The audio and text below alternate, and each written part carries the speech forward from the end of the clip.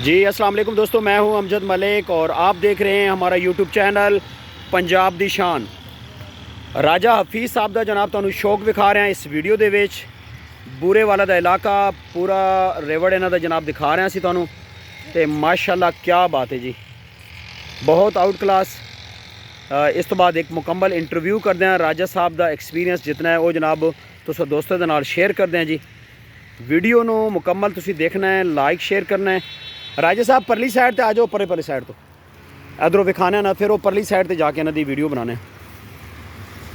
काफ़ी टाइम बाद जनाब अज असी राजा साहब को आए हैं जी, तो इन्हां दा जनाब बड़ा खूबसूरत जा शौक असी तुहानू दिखा रहे हैं इस वीडियो दे विच। वीडियो नू तुसी ज़्यादा से ज़्यादा शेयर करना है जी, और कमेंट च लाजमी दसना जनाब कि ये साडी वीडियो तुहानू किहो जी लगी। माशाअल्लाह जी, मैं दसना थोड़ा जाके जान दो, बकरी बकरी जान दो। क्या बात, आओ आओ आओ। माशाअल्लाह। राय साहब दूजा ब्रीडर किथे? अच्छा ठीक, बस ठीक। अच्छा चलो,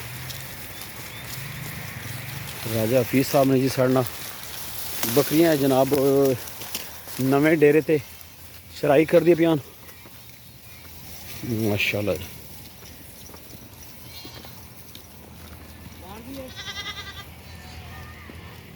बस अली रोको रोको रोको रोको जनाब, बकरा भी पीछे आ रहा ना। अच्छा अच्छा, हूँ पता नहीं कि भाईजान हूँ बकरियां अगे लै जाओ, अगे तक जगह खाली है ना?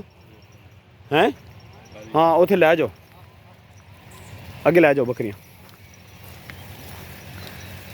जनाब एक बड़ा रेवड़ तुहानू दिखा रहे हैं जी इस वीडियोज़ दे विच। माशाअल्लाह, ए छोटियां पट्ठां। बाबा ब्रीडर राजा साहब? बुड्ढा जी, बुड्ढा। अच्छा क्या बात, बाबा नादर वाला सी ये बुड्ढा है। बुड्ढा कद वेखो जी बकरे दा।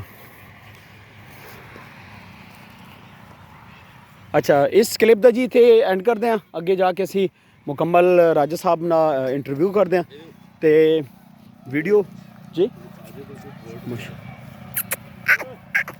क्या बात है, पैर खराब है जी। अच्छा रेशा पै गया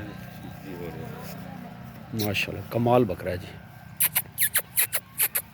राय साहब इस बकरे का कोई फेमस रिजल्ट को थोड़ा जा डिटेल दसोगे? हाँ जी।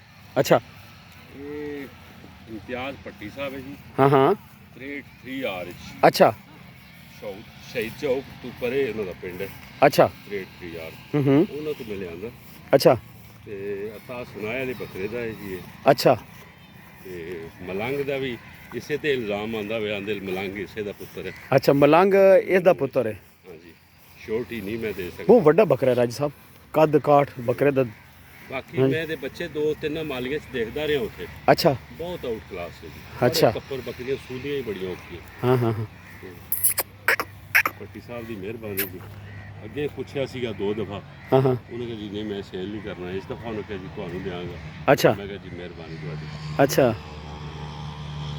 बकरियां तकरीबन इसे दियां लगी हुई। पहले एक होर बकरा सी मेरे को। अच्छा चल बच्चा अच्छा अच्छा, नहीं गल सुनो भाई, बके जड़ा वीडियो का रिजल्ट है ना जी, मतलब हुण शाम का मंजर होया पिया, या तो बकरियां उत्थे वापस लैके जाइए। किथे ते इत्थों फिर कितों किस तरह लंघोगे?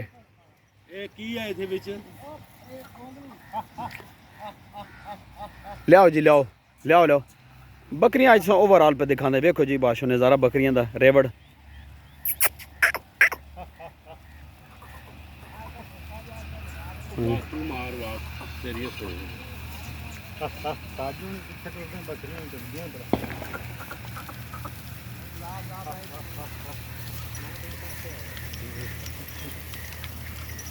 कक्का